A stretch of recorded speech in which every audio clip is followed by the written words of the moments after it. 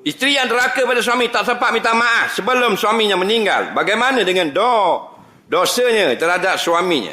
Adakah dosa itu terampun? Dengar baik-baik. Dia kata isteri ni dosa dengan suami. Lepas tu suami dia mati. Dia tak dah minta maaf. Dia ampun ke tak? Bagus soalan ni. Jawabnya tidak.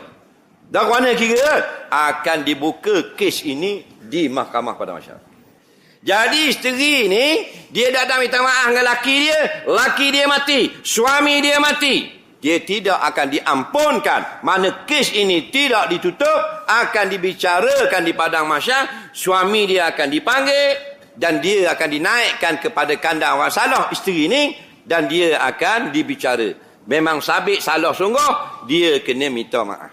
Suami dia maaf sesat, suami dia tak maaf, maka dia kena bayar dengan pahala. Habis pahala, suami dia akan beri dosa suami, bininya pikul, akhirnya tu rehat final, lepas dalam api neraka. Dan kalau isteri ni jahat dengan suami yang pertama, orang budi, dia deraka sungguh. Bila cerai, bini janda ni kahwin dengan orang dinu pula, orang pasir putih.